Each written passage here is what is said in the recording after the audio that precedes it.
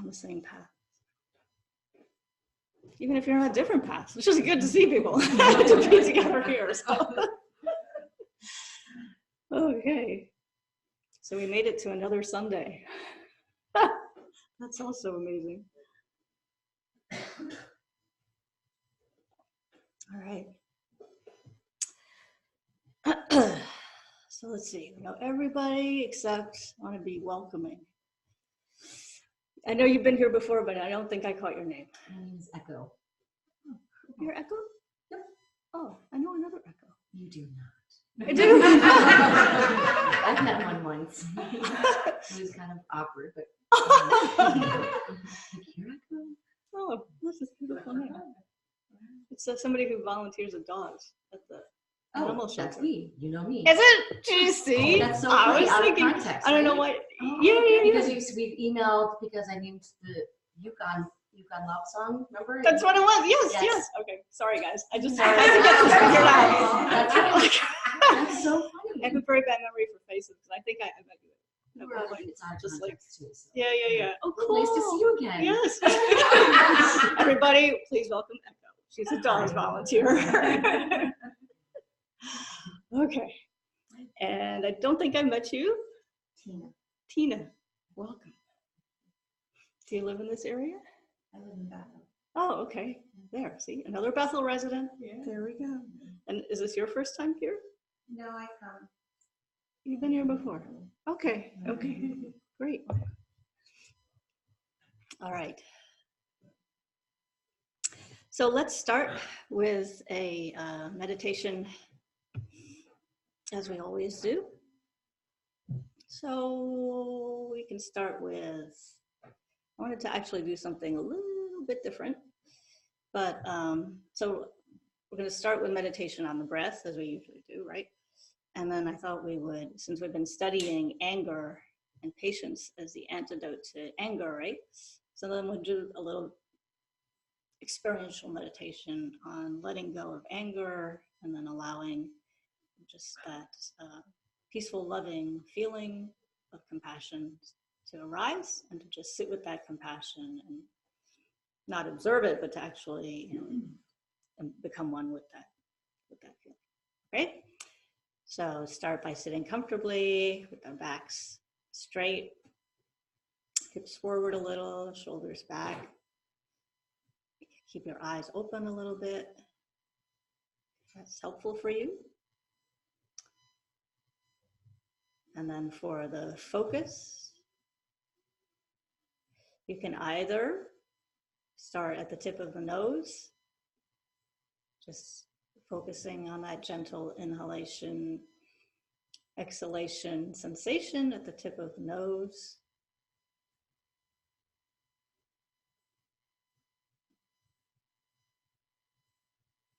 Or, for those of you who've been doing this meditation for a while, you know, you have a choice.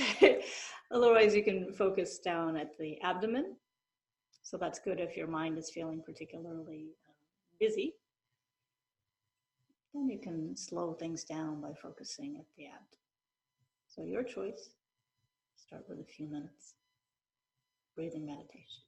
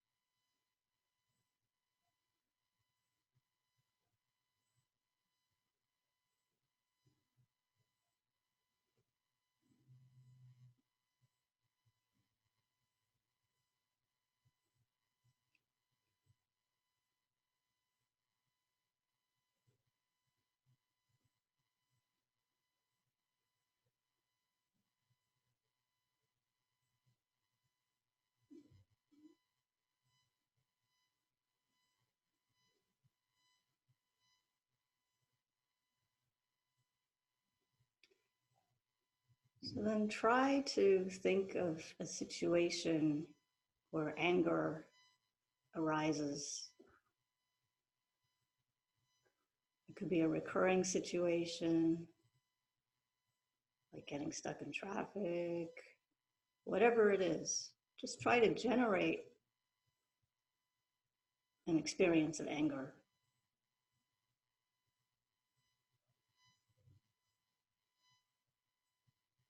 So that it becomes very strong and powerful.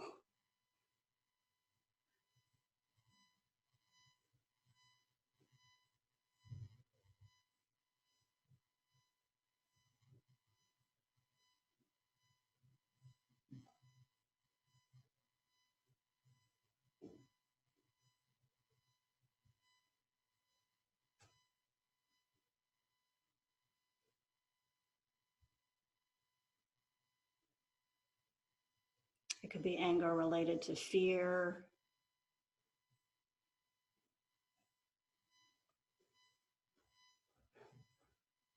stress,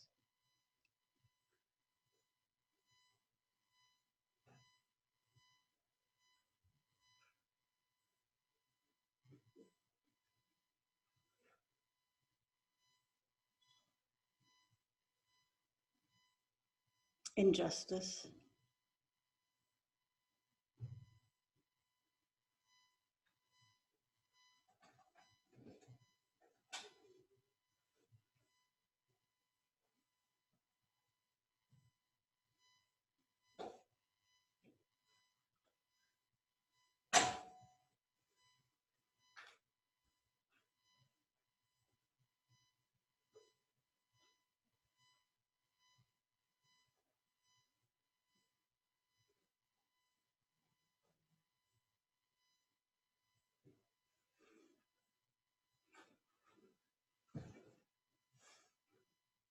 How do we feel when we're gripped by that anger?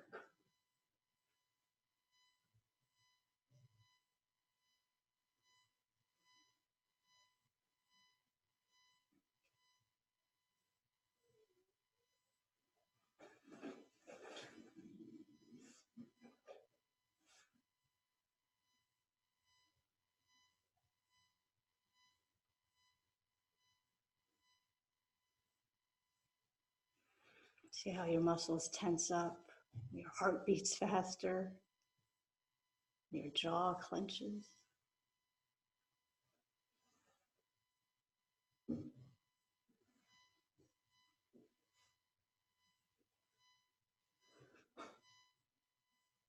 then try to just let go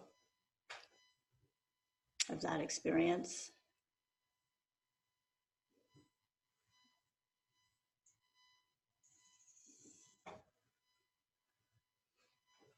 Maybe return to the breath for a few minutes.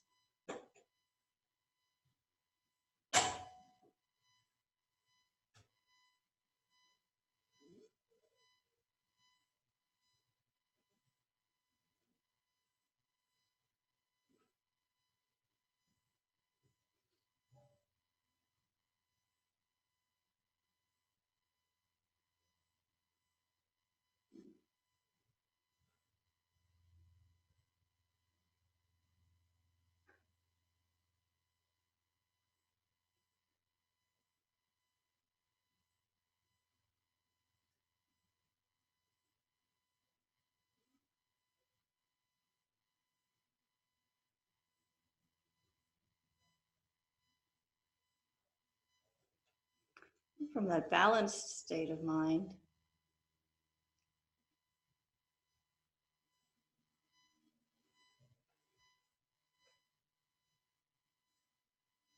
then let's try to generate the opposite of anger.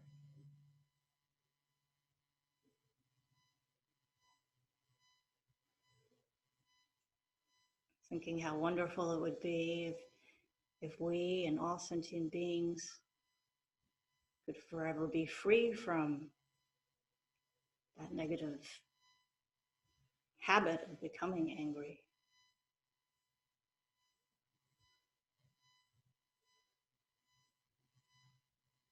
With anger out of the way, And we can dwell in a state of love and compassion.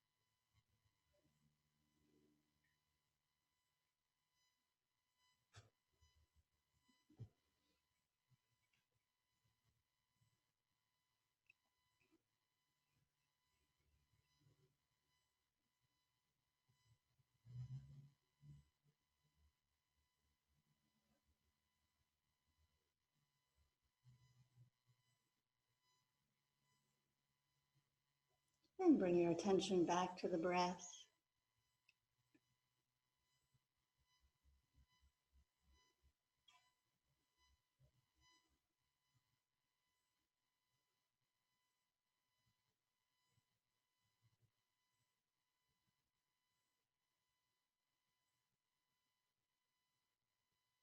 With the fervent aspiration to cultivate love and compassion for ourselves and all our other sentient beings,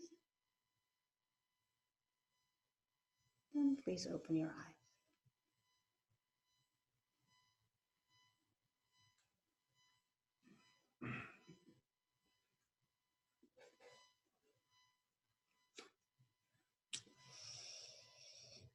Okay, so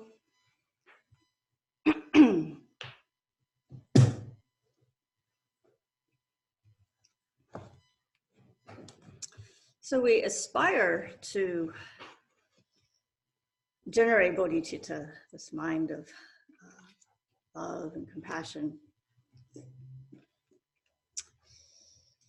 And even more so then as we continue to practice the path, then we're ready to get up and engage in practices that accord with that aspiration, right? And we realize that in order to do so, patience is extremely important, because as we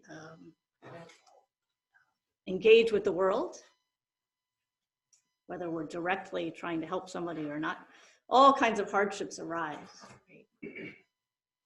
And so here we are, we're trying to help others, right?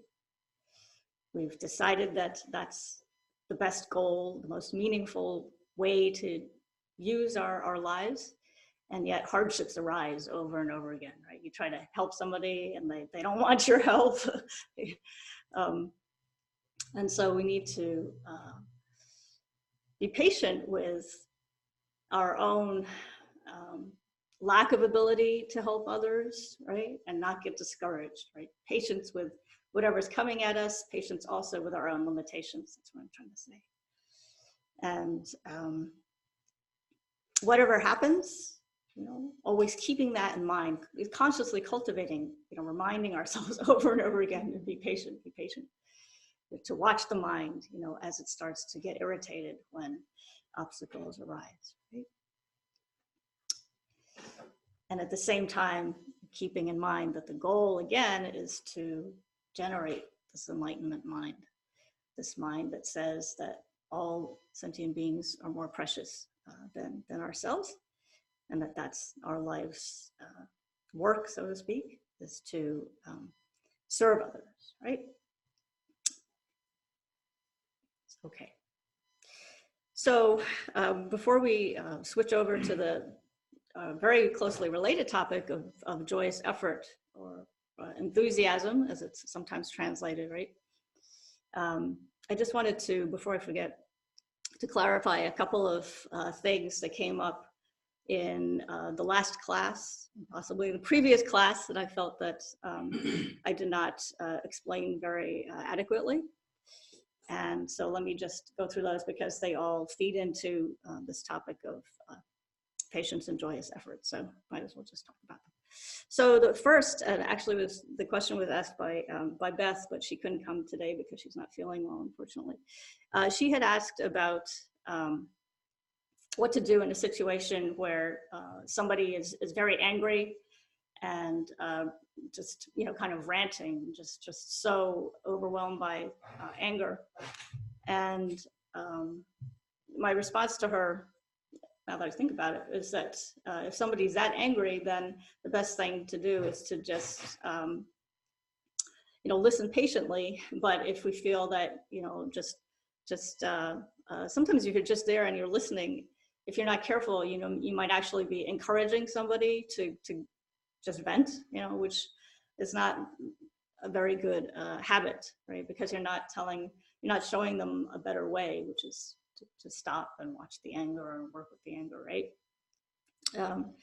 And then she had also mentioned the idea of possibly introducing the topic of emptiness at that moment. So I think that's something that, you know, I've been talking about emptiness a little bit, and I want to talk a little bit more about that now to kind of clarify how it can be used, but certainly not in the context of a very if we're experiencing great anger, you know, just start thinking about emptiness.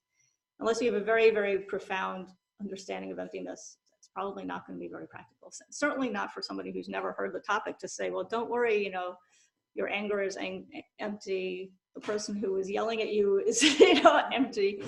And you are empty too. That's just kind of that just gets the other person even more upset, right? So I got to be careful with that one.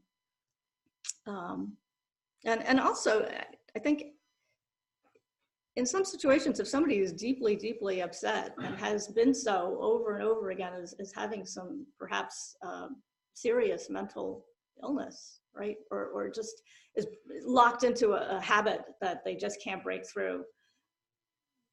I find myself in many situations listening to people and just eventually just saying, maybe you need to consult a therapist, you know, and that may just be the best, or the only advice that I can give that is of any value. So don't feel that, you know, you have to be able to help everyone. I think it's very important to acknowledge our limitations and reach out and guide people in the right direction in that sense as well. Okay, and then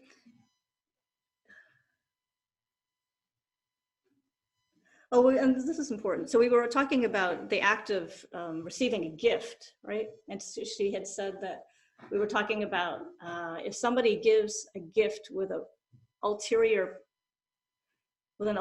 motive of maybe trying to get something in return from you, whether or not is that an act of generosity, right? So if somebody gives you $1,000, but then, you know, they're really hoping that you'll give them a raise or something, right? And is that really generosity? And I think that the question is whether or not we should be always like second guessing or almost like suspicious. Like, do we always have to wonder whether or not somebody has an ulterior motive? Like, how far do you go? So there's this balance, right, between like being naive and saying, oh, great, thank you. You really have, and rejoicing versus going too far the other direction, right? And being like, oh, that can't possibly be just a gift, right? So whether you, like, you rejoice in a happy way and just be naive, like, oh, cool, thank you, or whether you know, so somewhere there's a balance in there. So I think that there's a nuance there that perhaps is worth puzzling over. Okay, then on the subject of, let's see, the other one was collective karma. So Karen was here and she asked whether or not collective karma exists. And I said that it does not exist. But then I spent some time looking through Geshe Sopa's book. And also I found a very interesting, very clear description on Alexander Berzin's website, Study Buddhism, right? Boy, he's amazing. So I shared that in the Lemon study group, but very briefly. So collective karma is sometimes known as shared karma, or sometimes even group karma. To me, that term just seems more clear. So if a group, so let's say, you know, maybe like an army or like a gang, you know, a gang of people beat up somebody, then you could say that since that action was taken together, then they will experience at some point, you know, that's the results of that action that they did together. So like if everybody experiences a hurricane, right? Like everybody in the Bahamas, right? Was it Bahamas, right? So maybe, you know, previous, you know, lifetime or whatever, then everybody did something together that would cause them to experience the result of such a natural disaster. But this is where in my own mind I was confused. But then at the same time, there's like the individual karma that's experienced by everybody in that situation. So there's that collective karma and individual karma dynamic. So I thought that was interesting. All right. So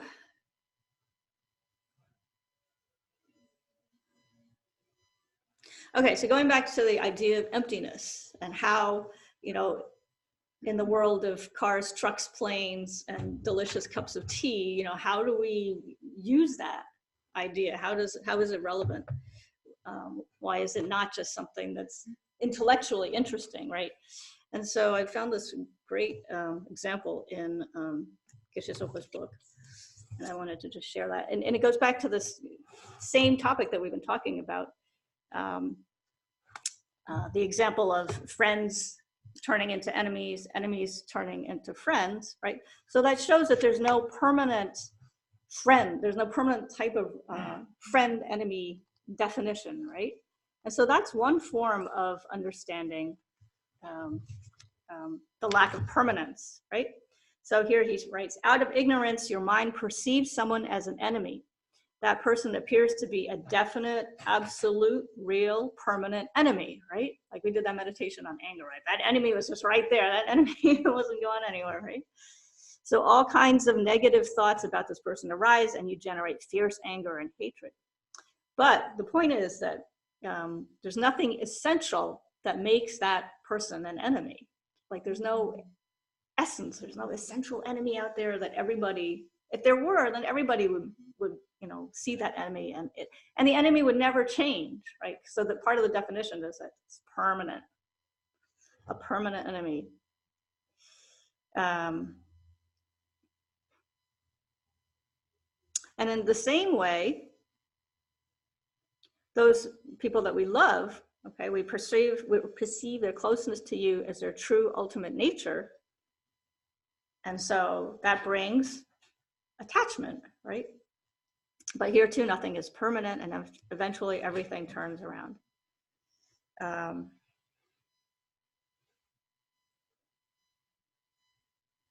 If you had a relationship that was perfectly and unalterably reliable, something like an absolute, unchangeable, permanent friend who was always kind to you, completely trustworthy, then no matter what you did, no matter what happened to the person, no matter how long you were in the relationship, it would never change. Those feelings would never change.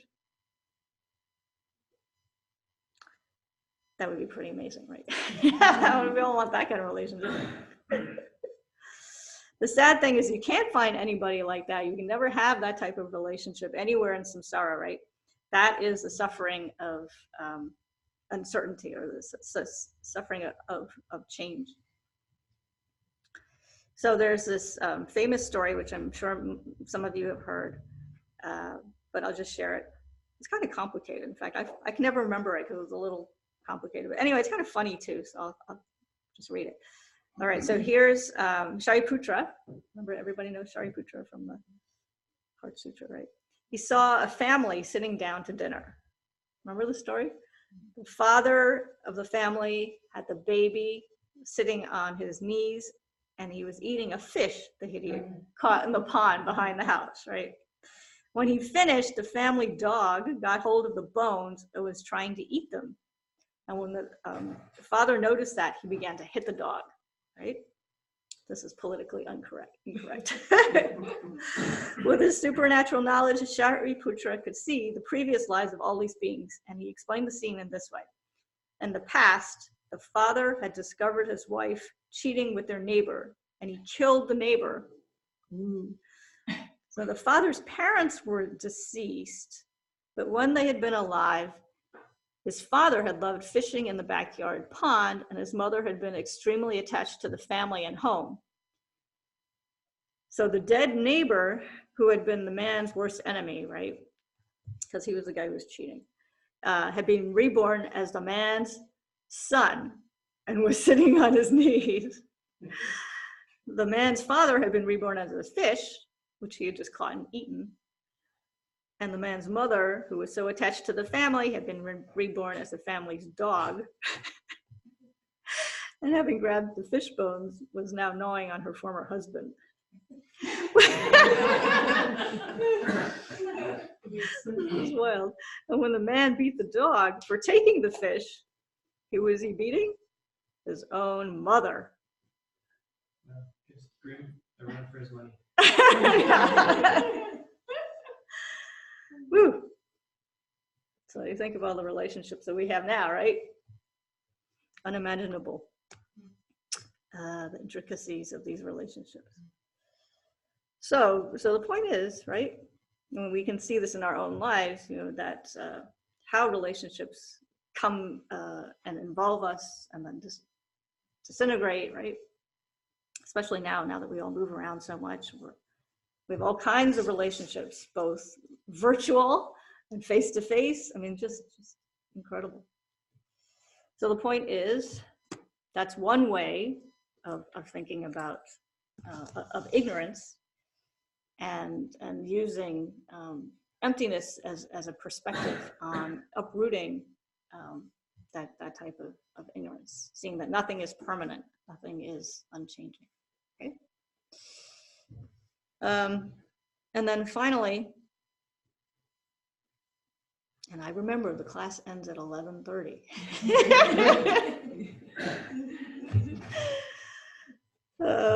Again, just a quick review in case I hadn't been clear earlier, and always this is a good point to come back to, so I'm going to throw it out as a question to you, as a review question. What are the causes of obscuring afflictions such as, you know, anger, greed, jealousy, attachment? We had talked about that, about this, how three things come together in order for anger or whatever to arise. Mm-hmm. So the question is, what are the causes that must come together for anger or attachment, any of the afflictive emotions to arise? Anybody remember? I think it's from the perspective of karma. What's it? Huh? Ignorance. Ignorance. Okay, so ignorance, and what happens as a result of ignorance from a karmic perspective, right? If you have ignorance, then you Plant seed. Yeah, plant a seed. Okay, ding. All right, so you got the seed. So each of us have these karmic latencies, right? The inner potential for either good or bad, right? We've got all these gazillions of seeds. So what do you need in order for an afflictive emotion to arise? Number two, Stimulus. So it's cause, like a condition, right? So yeah, causes and conditions. So what would the condition be? Let's see. Let's take since we're on the topic of anger. Okay. So I have the seed in me to be very, very angry. I know that. Okay. So then I need a stimulus or a cause to actually cause that, for the anger to express itself. So whatever it is, right? The dog barking, the dog biting me. Okay.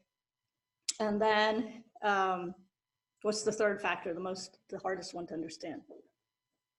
Self-grasping. Self-grasping?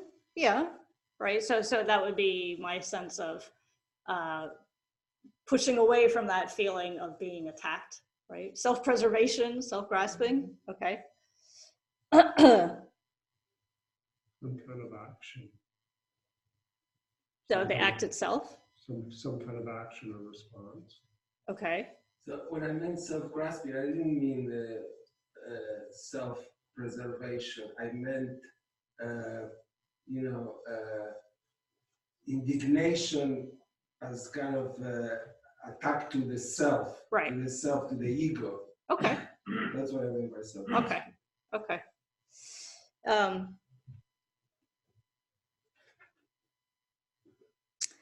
So the object, I can't read my notes, sorry. Hang on one second.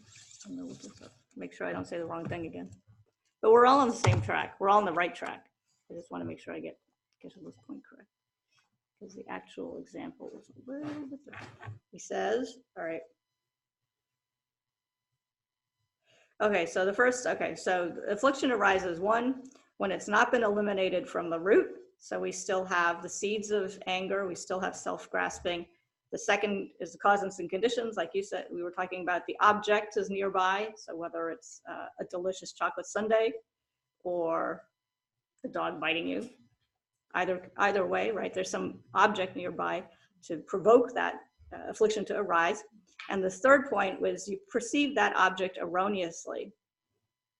So in the case of like the chocolate sundae, you think, oh, that chocolate sundae is the most delicious thing. I've got to have it. I got to reach out and get it. That chocolate sundae seems to be permanently, inherently yummy, very yummy. Or the dog seems like the personification of evil. I got to get away from that, right? Okay. So we think that chocolate sundae, which is actually in the suffering in disguise, right? Because all those calories, not good for us. We don't know that, so we erroneously think of it in that sense. Actually, so that's the misperception. Okay? So based on the misperception of that object that's close to us, then the active affliction of attachment or hate, whatever, right, arises. Okay. So I hope that was helpful. Is that your ignorance, right? Or What's that? is that ignorance? Misunderstanding of the way things exist, yes. All right. So now we're going to switch back to the main topic of the what we're supposed to be talking about. Joyous effort and enthusiasm. Okay. So how does this relate to patience, since we're switching topics? What are the advantages of patience? So in terms of the external results, so somebody who is very patient, when you think of many of our teachers, our lamas, a beautiful body, right? A pleasing appearance, physical appearance. They're very healthy.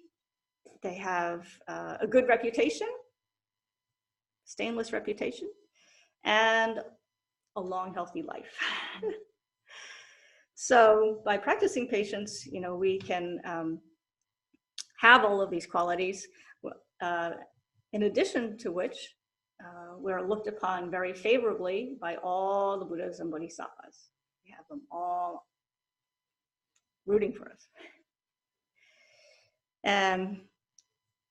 And since we are cultivating the quality of patience, which means that we have a strong mind, we can disregard harm that's done to us, We can endure hardship, right? That's what the practice of patience is all about. So our minds are more stable, right? You hit a little bump in the road, you just keep going, right? Hit the speed bump, keep going, you don't stop, right? But is that enough for attaining our goal, which is helping free others from samsara? Is that going to get us to enlightenment? Just patience alone? Probably not, right? Definitely not, because we got to make an effort. So effort has to come into play. So what we really need then to build on this patience, so patience is just one tool in the toolbox, so to speak. We need this powerful, is that word? No. This very powerful desire, unflagging commitment to attain enlightenment for others, no matter how difficult it may be or how long it takes. Right? So time and the level of difficulty go out the window. Not worrying about those. So it can't be like a half-hearted commitment, right? It can't be something that you kind of, dip your toe in, and you're like, and you walk away from. But at the same time, it's something that we can ease into, right? You don't like jump into the swimming pool at the deep end when you can't swim, right? This is something that we practice gradually. Nothing wrong with that. So we take baby steps, right?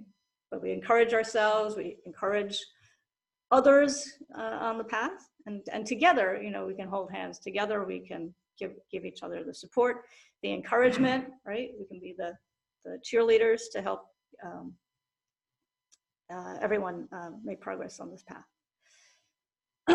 So this goes along with this. So what do we mean when we talk about, right, compassion? So compassion is this feeling of great unease and discomfort at when you come into contact with your own suffering or the suffering of others. Right? So it's that's an aspect of compassion that I think is very important to come back to over and over again, right? So Sorry, can you repeat that? Compassion is what? So it's that feeling of unease or like discomfort that arises when you're confronted with your own suffering or the suffering of others, right? So like if you hear about climate change and how polar bears are now starving because they have nothing to eat, or they go out, miles into the ocean and there's nothing. There are no icebergs, right? Same thing with like the seals and stuff. So or it could be, closer to home. It could be knowing that somebody close to you is experiencing pain, right? Experiencing chronic pain. Then in the back of your mind, you're like all the time you're thinking, oh my gosh, how awful, how just how unacceptable, it is that person is experiencing every moment of the day, pain, whether it's physical pain or mental pain and great depression, right? That's just unacceptable, right? And so it's an ongoing sense of unease, right? And that's what motivates us to think, I've got to be able to jump up and right now immediately and do something to alleviate that person's suffering. And the reason I bring that up, I guess, is because, sometimes we think of compassion as just like, oh, like that nice warm fuzzy, right? Oh. But there's this other aspect to it, I think, right? When we talk about engaged Buddhism, right? Engaged bodhicitta is like, go. And if you're going to get up and go, it's because you've got to have that wake-up call. That something needs to change, okay? So in order to exert ourselves successfully for the long haul, right? Now we're interested in helping others. We're trying to decide how far we can go. Right? But in order to really do this for an extended amount of time, right? Lifetimes and lifetimes and lifetimes, then we need joyous effort. this is the missing piece, right? The enthusiasm, the joyous effort that says, this is like the resilience that helps us get up and go no matter what happens, no matter how often somebody falls down, we're going to get up and help them get up. Okay. So what motivates joyous effort, right? What's the underlying reason for joyous effort? How do we cultivate joyous effort?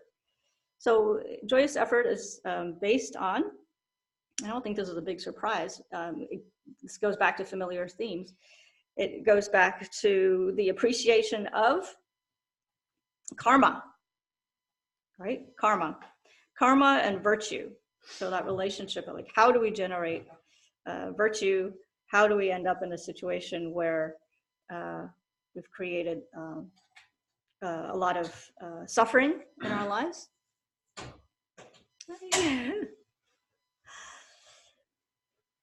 I already answered your question. You can go home.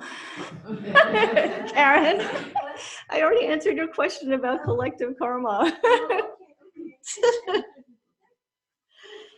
Oh boy. Okay, so once we understand how karma works and how important it is to practice virtue and for everybody to practice virtue, right? And what are the results of not practicing it, right? Suffering. Then, based with that deep conviction, then our efforts to avoid even the slightest negative karma, and our efforts to do the opposite, to practice virtue, then all of that becomes infused with joy.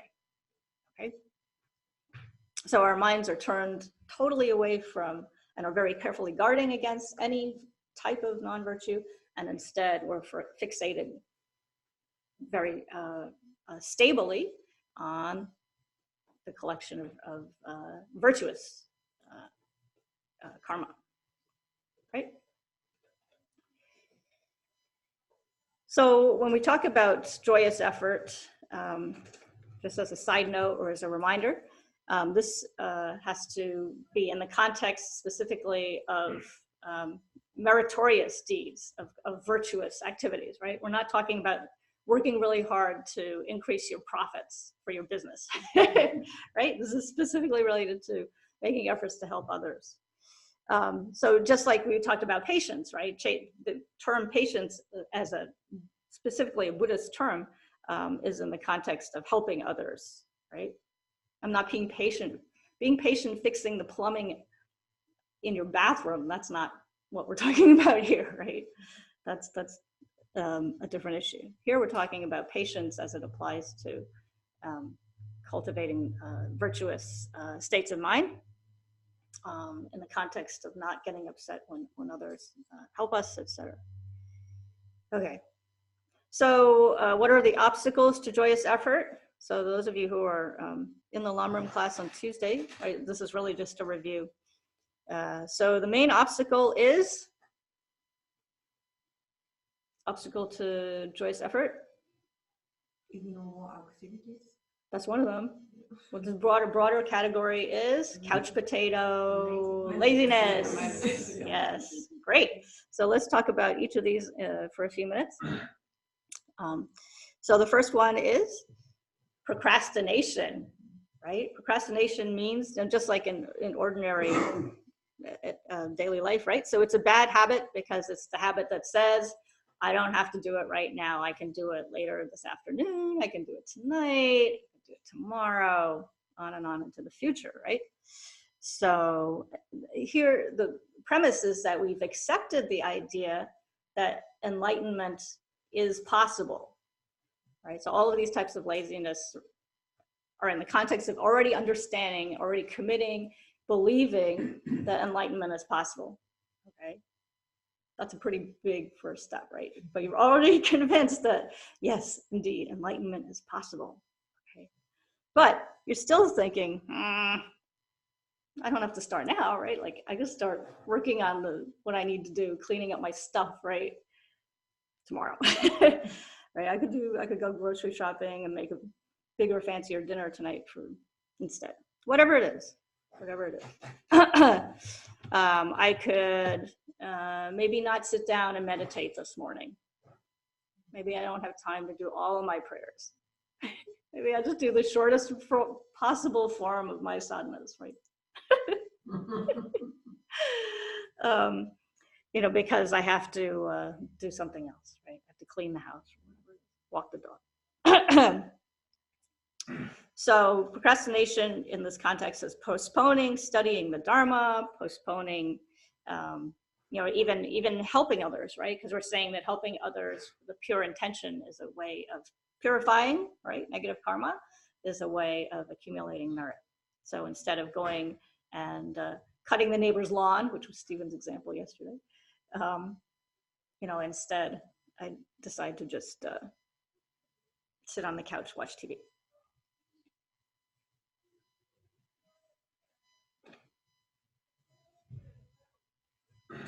So we're assuming that tomorrow will come, right? We're assuming that this mental continuum that we hold on to and label and these 5 aggregates, right? That it's going to continue, not even just tomorrow, even, you know, breaking it down, even right now it's whatever, it's 10:45 or something. We're going to assume that at 10:46 we're all sitting here, right? 10:47, 48, right? I mean, you just go on that assumption. We take for granted that we will continue to exist. And it's a very, very, very big assumption, right? There must be another reason. I always thought about that reason, but also now I'm thinking that there must be another reason about procrastination being bad. Because let's say you are guaranteed that tomorrow will come.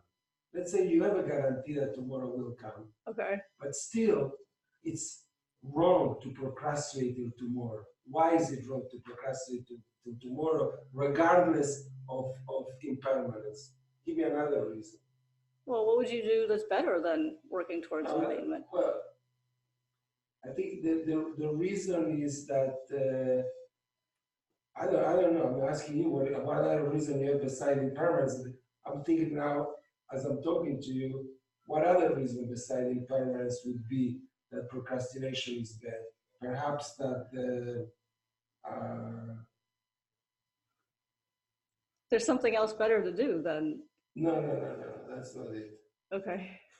I'm just thinking, what would be another reason if you were guaranteed? Right. So that wasn't the issue. So what? Yeah. That you have to do acts. I mean, work to try to liberate other sentient beings. Right. What holds you back? And open discussion. I'm just yeah, feeling it's a good question. There is something else. There is something else. I don't know. I can't pinpoint it. Yeah, Beside impermanence. Yeah. So what's another reason that procrastination is bad? Well, you're going in a direction I was thinking too, which is if I help someone else tomorrow instead of today, then I'm helping them less. Or what if they die before I'm able to help them tomorrow? That's a good reason. So like if I put off helping them, then you know they're not moving on or learning better ways of being. Or, you know, I'm not producing their negative karma. Right. That's what I guess is the same thing that I meant. Like you holding back from acting on compassion, not vis-a-vis your merits, but vis-a-vis the rest of the world. Right. Well, nothing changes unless you do something. Okay. Yeah. So why wait? Right. Get going. The objective is to move to a different place with the assumption that it's a better place with less suffering. And if you don't do anything, then you haven't done anything.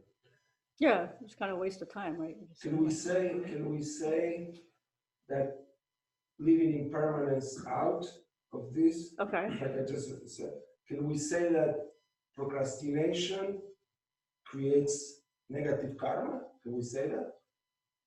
Oh, I don't know if I would go that far. Well, I don't know. Like, so you're saying, So you are guaranteed that you're going to live till tomorrow, so that That's not impermanence the thing issue, is voided, that variable is voided. Yeah, maybe it And now is. you're saying procrastination on its own creates negative karma. Well, no, because like, or what if we just twist it a little bit, and if somebody specifically asked you for help, and said, hey, please, I got to get Well, short-term version. I got to get my groceries out of my car. I can't do it. Help me. And you say, no, I'll get to you in 10 minutes. That's negative karma. Then of course you do. Then of course, That's negative I'm trying, yeah, of course then you create Negative karma, right? But I'm talking about, generally speaking, without any specific event, without any event that makes it clear that you create negative karma. Can we say procrastination creates negative karma? Because it's a non-virtuous state of mind, right? I think so. I mean, like if you can start with my small example and blow it up. Maybe, then- you said, maybe, yeah, what you just said, because it's a non-virtuous state of mind. Can we say procrastination is a non-virtuous state of mind? Besides ignorance. I think that's too much of a blanket statement. No, but blanket statements And what's are that? good. That procrastination is a negative action. I think it's just because Could it be positive? Well, sometimes it's hard to tell the difference between procrastination and waiting for the right moment. Aha! Ah. Opportunity. Because we don't know if, That's a good point. there is, I mean, I guess you can tell if you're procrastinating because like, well, I don't feel like it.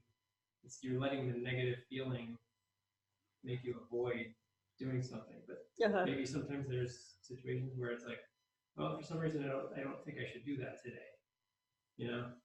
Could I be. don't know.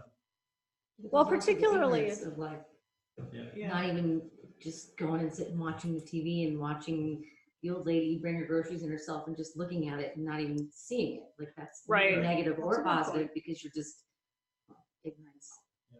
It's You just didn't ignorance, know? but Just Okay. I mean, That's a like, good point. Too. hello, do you not see what's going on in the world? Right. And that's a good point. That's a good starting point, right? Not even being open to looking for opportunities, which is what we're talking about. Okay. No, in connection to what's your name? Rick. Greg? Rick. Rick. In connection to what Rick said, let's say you know that something that you want to do is good, but there is a discussion or a role of instinct in the Dharma. In other words, you know something is good, you're going to take a course. Let's say you want to take an EMT course because it's so much harder to liberate people spiritually, but you can liberate people physically from their harm. You go, you save them, they have a heart attack, a stroke, and that. You want to take a course. So there's an EMT course given in your town, which is 5 minutes away from your house, which starts Tuesday. Okay. But then there is another EMT course that starts in May, half an hour away from you, 20 minutes instead of 5 minutes. But you have an instinct, you have a feeling like it's an instinct that you don't feel right about the one that's 5 minutes from your house. And you say, you know what, it doesn't feel right to me. I think I should take the one in May, even though it's 20 minutes, half an hour from my house, it feels right to me. So is that like a rationalization of procrastination? Or there is a role of instinct that it doesn't feel right? Doesn't feel right. So what do you think? There is a role of instinct? Does the Dharma I think discuss instinct? In that context, I'm not sure. But I think maybe it comes back down to your motivation, right? So if your motivation is the same and you think that one condition would be more supportive, feels better for you, then go with that. Don't overthink it. No, I'm kidding. Right. Your motivation is still the same thing. Motivation is still Helping, there. right? The question is, Which route to do. Yeah. So I can't answer that clearly. Yeah, I think you just go with what feels right. Okay, so let's keep going though, because we have a couple of other ones, right? So we got procrastination. The next is the most obvious one is attachment to ordinary pleasures. So no, I don't want to go out and save the world. Instead, I want to a bigger bank account, or I want to go whatever it is. This is the ignoble. Yeah, in the Lamrim it was translated as ignoble activities. And then another aspect is tiredness. So we don't feel up to the task. We just don't have enough energy, right? I'm just tired.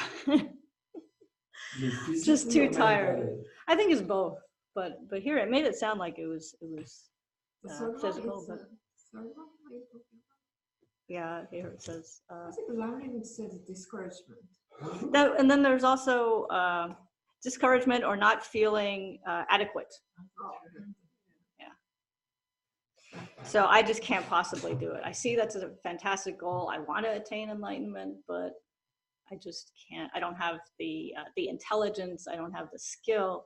I don't have, yeah, I just can't possibly do it. So that's These are considered. all hurdles to joyful effort. Right. So go through them Obstacles again. to joyous effort. So they're considered different aspects of laziness, right? So the first was procrastination. The second was ignoble activities, which is attachment to ordinary pleasures.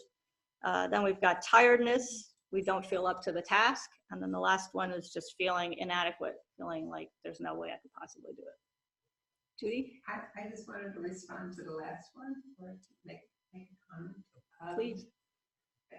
Because I'm thinking that what makes more sense is to accept the fact of where you are right now, and you can take the next step. It's like when you look at the whole picture, you may Right. be a little bit, it's never going to happen. But if you just go one step at a time, that would be another approach that would make sense. Definitely. Definitely. Scott? That's what she said, baby steps. Very, very small steps. Yeah. Micro steps. Tendrol said To the children. yeah, Americans don't have to need to worry about the third one because everyone is so overconfident. Overconfident? Really? You don't have to worry about what? Feeling inadequate Oh, yeah, Yeah. right. because right, we've got big egos. We can do everything, right? There's an old movie with Richard Dreyfuss and Bill Murray. And Richard Dreyfuss is a psychologist. And Bill Murray is somebody who needs help. He doesn't. You saw that movie? What about Bob? What about Bob, right? He doesn't baby step, baby step, baby step. So then he makes the psychologist nuts, right? Crazy movie. That's a great movie. If somebody wants to watch a funny movie, what about Bob? Yeah, we were thinking of doing a movie series here, so Yeah, maybe that would be a good one. Oh, also, before I forget again, we're doing a holiday food drive. Joyous effort, okay? So please, if you have non-perishable food items or pet food items, dog food, cat Thanksgiving? food. Yeah, well, Christmas? Thanksgiving is the closest holiday.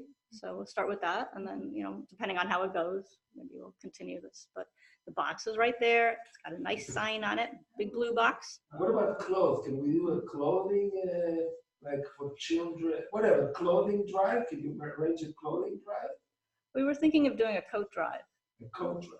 coats. Because there are a lot of organizations that do coat pickups. And where would you give it?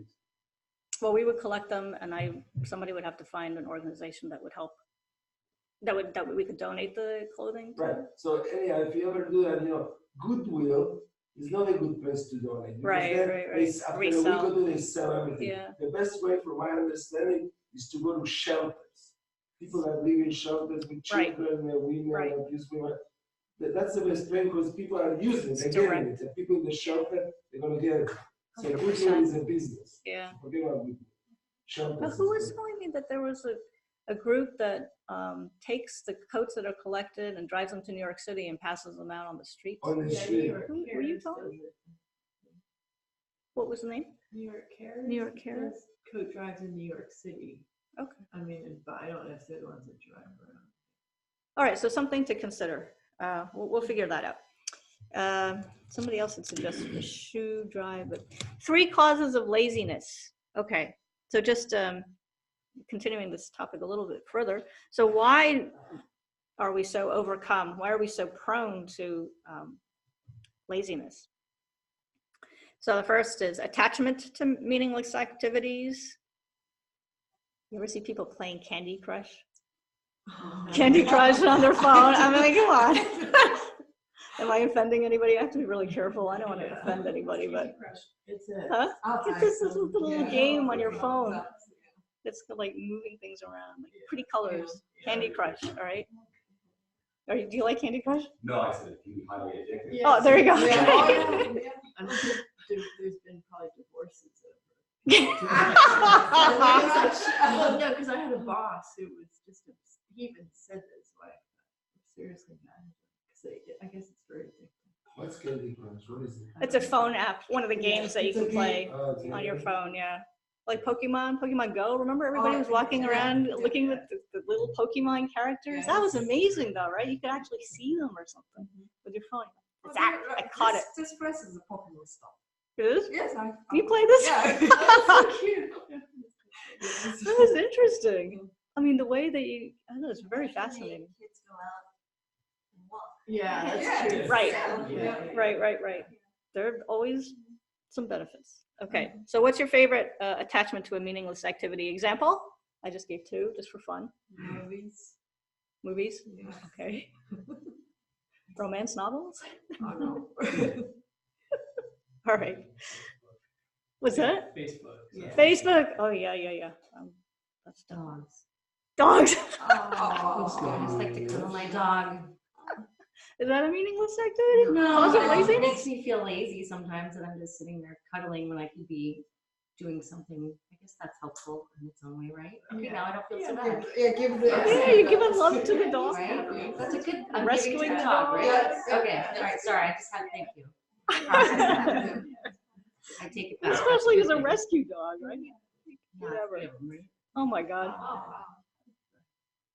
Okay, craving sleep. Anybody relate to that one? Roll over in bed. So not wishing to push, get up, make an extra effort. Okay, the third cause of laziness is, and this is kind of, I think, most important, overarching, not feeling a strong disillusion with the miseries of cyclic existence, right? So not understanding the nature of suffering, right? Not realizing that we are like in a burning house, right? That we're in a burning house every moment of the day, stuck in a burning house. So we don't feel that urgent need to escape. So particularly for us, we have such, well, so I'll just speak for myself. I have a very comfortable life, right? And so having a comfortable life is nice in the sense that I have a stable, balanced situation where I can practice Dharma. But when it's too cushy, right, then the opposite, that can become a trap, right? It can become a trap because then I don't push hard, I don't work hard. I have enough to eat, I have a nice place to live, so I'm not out there with my alms bowl, depending on others, hoping they don't put the frog on top of my throne, right? I'm sure if I were in that situation, right, no shoes to wear, if I were a real nun, I'd be working a lot harder. So anyway, so not recognizing that worldly happiness is suffering in disguise. That's what it comes down to. So getting caught in our own spider webs that we spin, getting trapped in our own stories that we make up, that we then project, and believe in and broadcast to the world, right? These very, very subtle, complicated stories that we have about ourselves that we think about over and over again, and then we believe them, right? Like what? Think of a story that you make about yourself, the different personas Oh, I see. that we project. Do you have a persona you'd like to share? Yeah, well, so we always talking about these shortcomings that prevent us, acting, with compassion, with the goal of liberating all sentient beings. Laziness, procrastination, Right. So what happens when somebody is incapacitated? Physically, it's kind of more easy to understand, but somebody is incapacitated, he's depressed. He's depressed. The person knows he's depressed. Mm-hmm. He's depressed, he knows he's depressed. That prevents him really from doing all the things that somebody should be doing. He's incapable. So as that gives him, what category does it fall? It's not his fault, he's depressed, of course, working on it, but he's incapable of doing anything because he's depressed.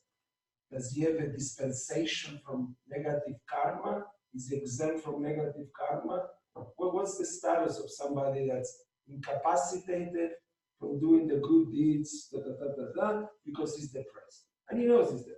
So what's his status? What's the story with somebody like that?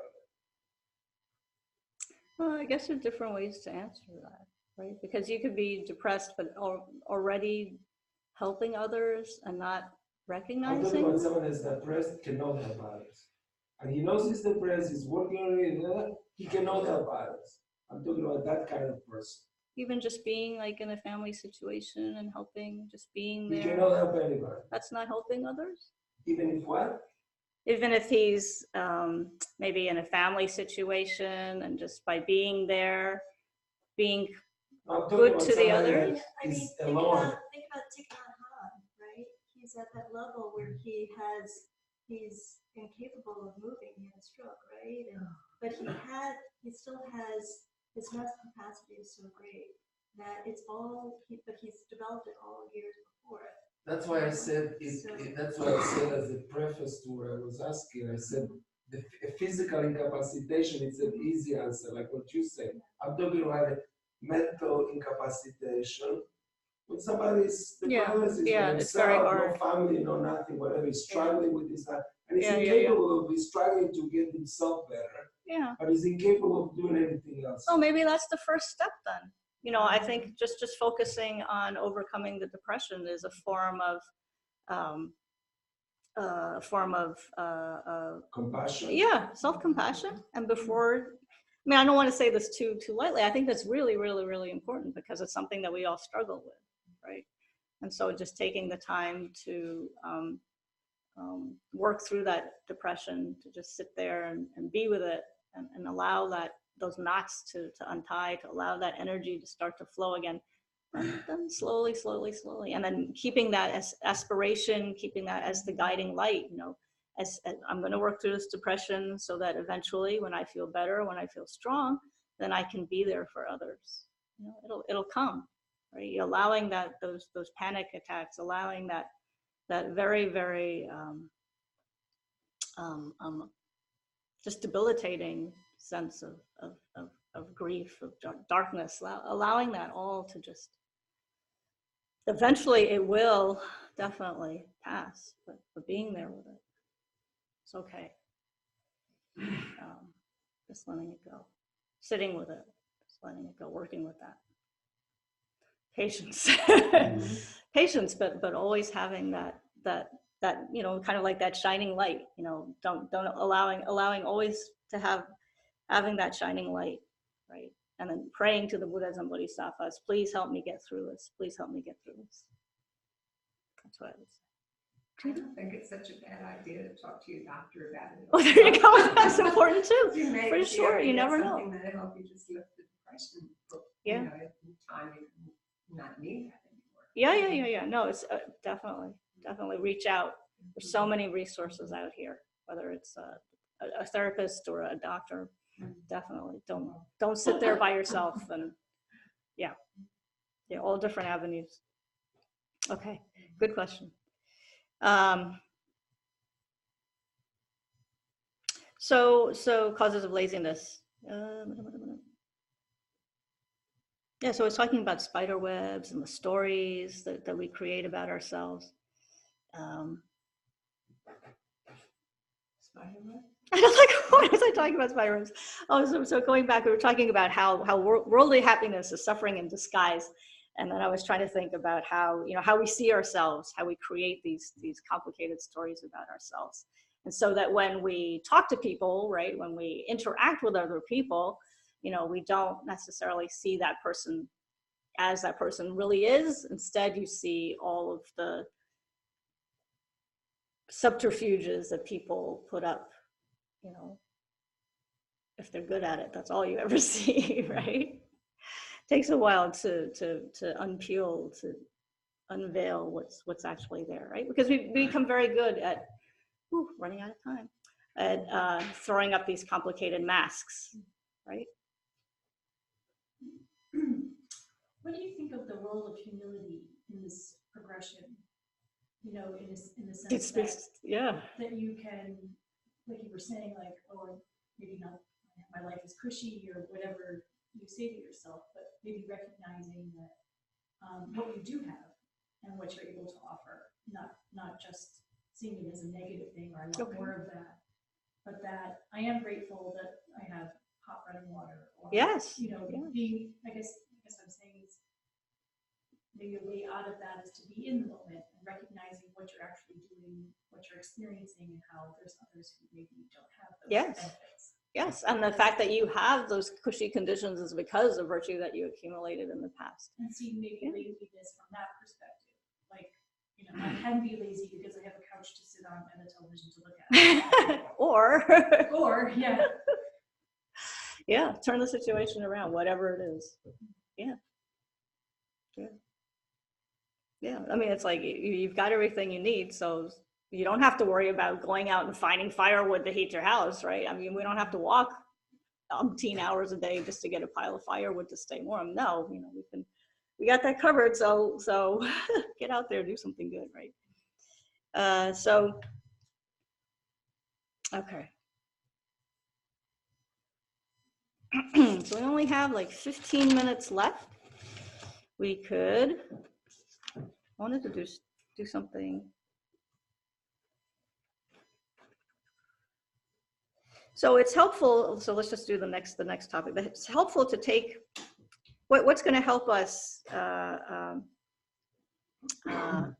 get back on track in terms of overcoming laziness, right? So that third point was not feeling disillusioned with the misery of cyclic existence. So the meditation that we use to generate disillusion with the misery of cyclic existence, right? In order to do this, we need to go back and reflect on the sufferings of samsara, all of different types of samsaric suffering. And by reflecting on,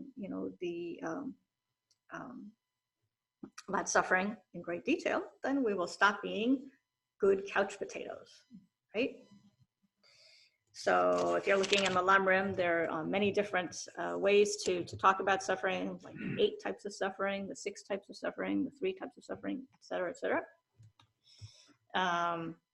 We could close with a meditation on impermanence and death.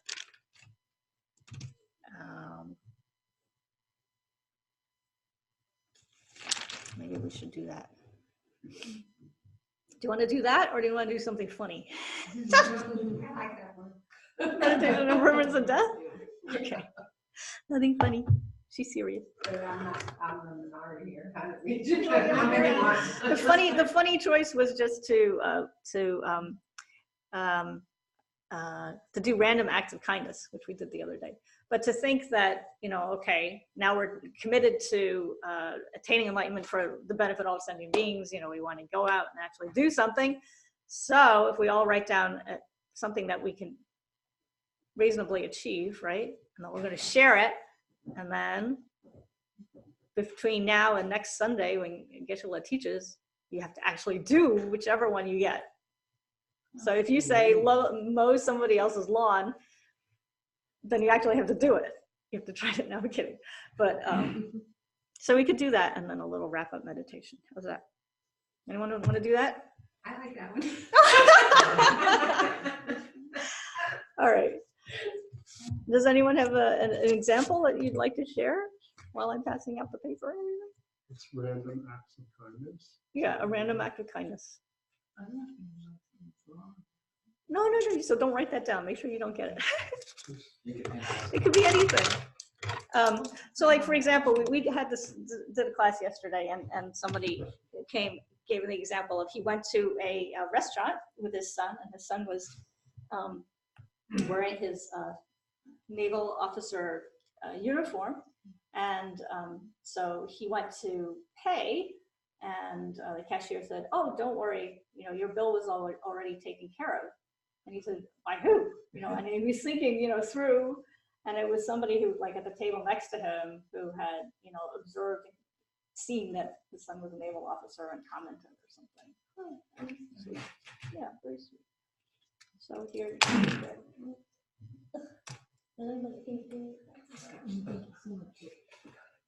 Write that down. So think of a random act of kindness, like the example I just gave you, or just maybe praising somebody, just write a note to your boss and tell him that your coworker is the most fantastic person.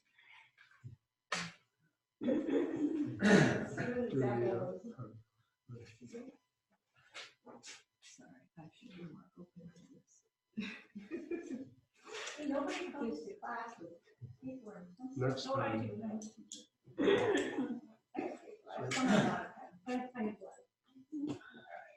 Share a couple if you want to. Oh, that's okay. I think I got it.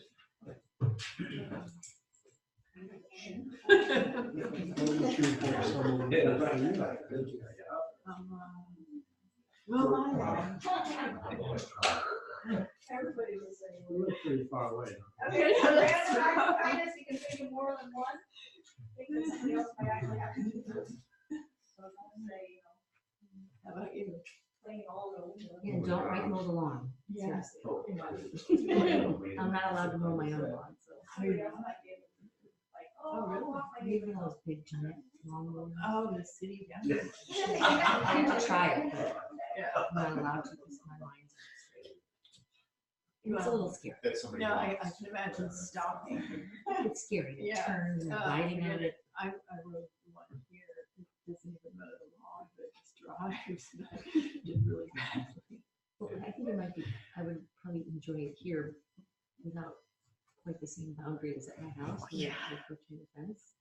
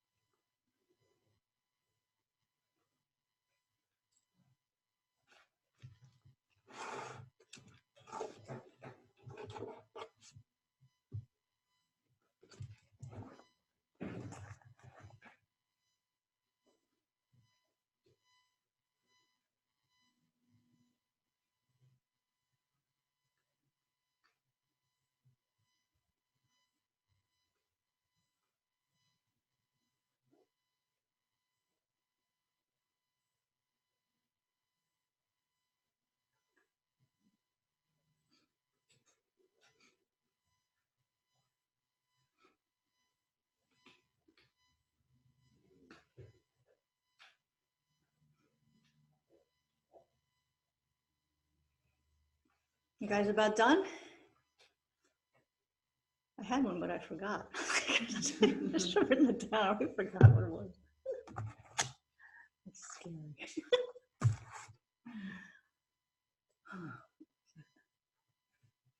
Yeah, you told us it's pretty cool. I didn't know about someone at work. Oh, yeah, that's true.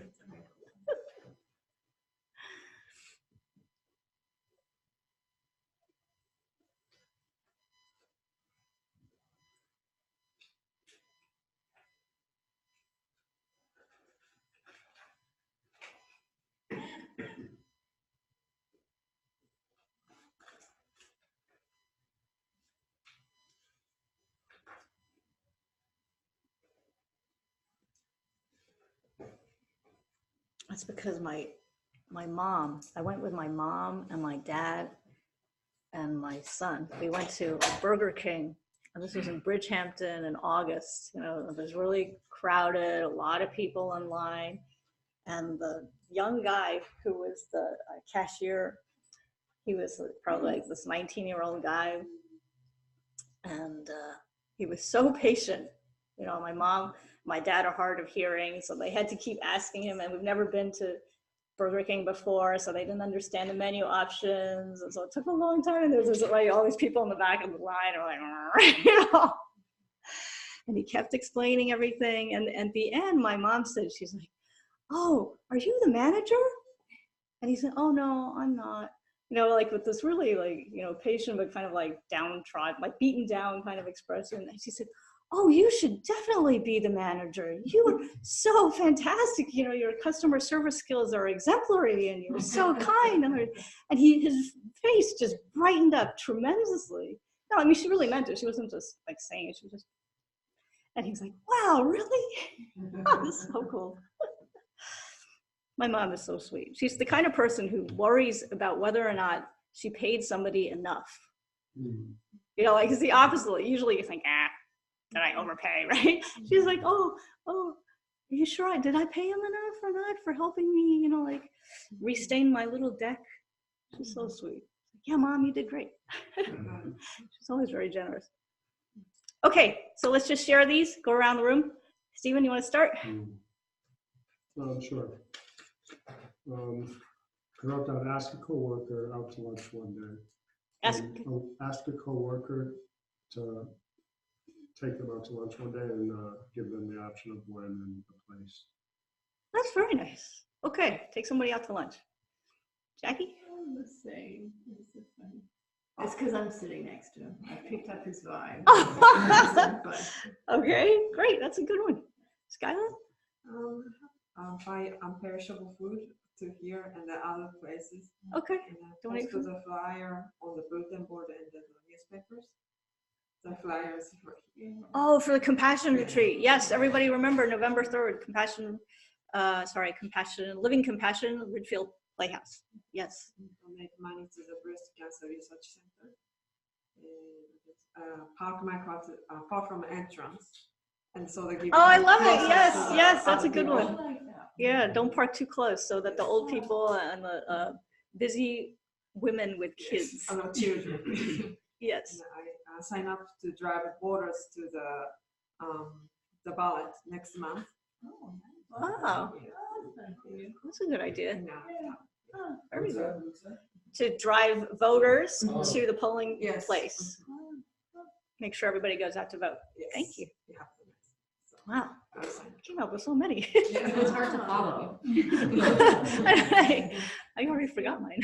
Go ahead. Mine is just smile at a complete stranger and say hello or good morning and something nice to maybe they can smile back. Very good. And I just have an option to that. Do the same thing to someone that you see every day who never smiles at you, but keep saying good morning and smile no matter what. There you go. I'm gonna work on that one this week too. Okay. Ronnie? Yeah, I thought they were personal, but anyhow, I didn't know we were going to share it, but give advice to someone give advice to someone that can be helped by it. Okay.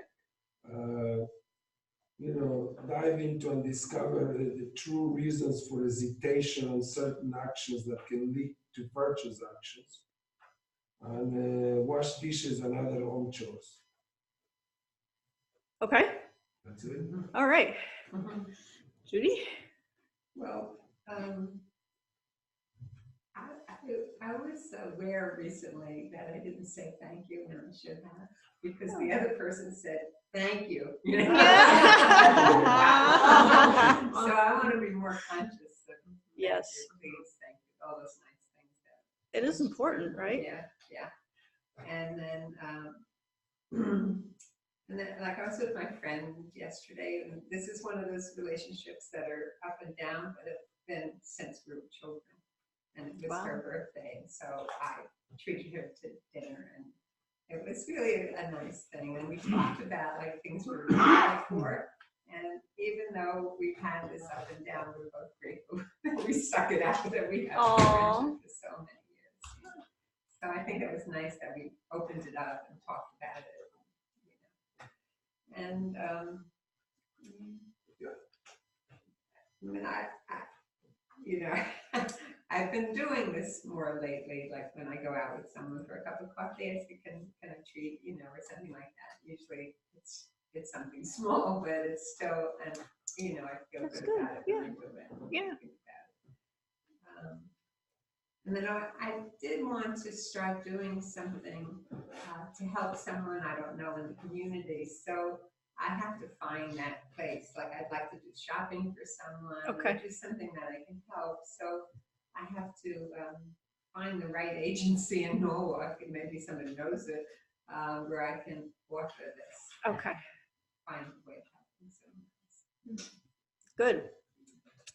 A good resolution to do that.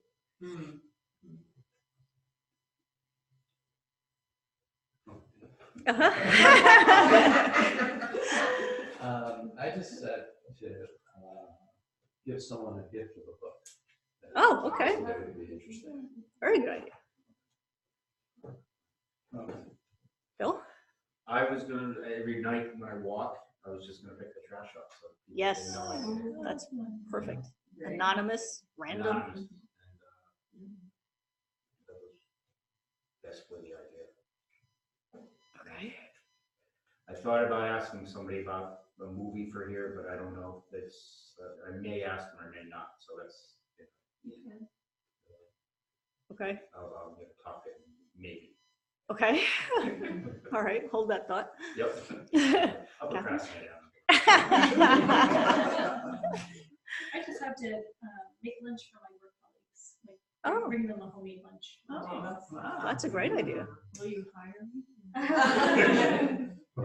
And then just go through my closet again, and I've donated clothes to a social services organization in Memphis that gives to immigrant detainees. Memphis Women's Collective, and they always need stuff. I do. I can share it. Great. Great organization. So someone else had a similar idea. Donate some children's books to a local aid organization. Fix a neighbor's taillights if they're out. I can't do that, but yes, that's a good idea. Tina? I just have take a depressed friend out for movies and dinner. Very good. Karen? I have compliment someone at work on a job well done. Call someone who's having a rough time. Look in on a sick or elderly person. Okay. And there's one that give a ride to someone if you think they need a ride. Oh, that's a good one too, yeah. Yeah, people don't hitchhike anymore. No. but you never know. Some towns, like there's people that There could be stay somebody tied, that, yeah, elderly. yeah, you see them and they need a ride, going grocery shopping or something. Yeah, that's a great idea. Good.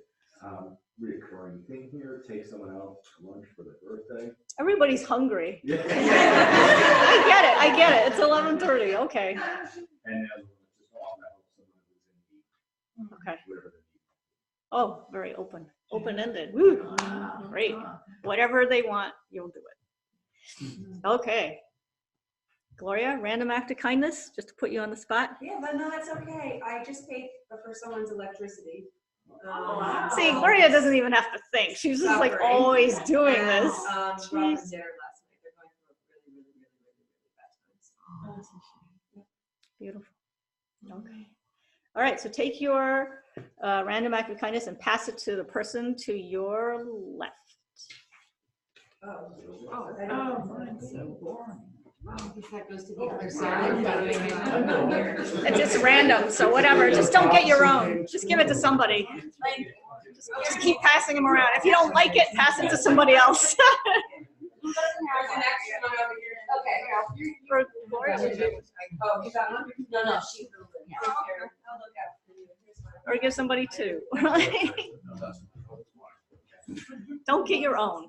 But that was just keep passing them along. Oh, good. Yeah, I have some. Okay, mine too. Nope, you gotta give it to somebody else.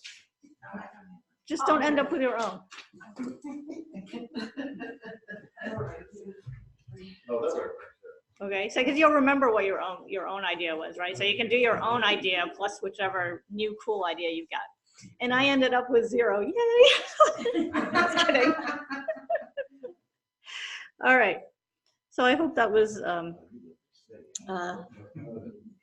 good way to get our creative juices going and to see how many different ways we can help others without thinking too hard. There are opportunities all around us.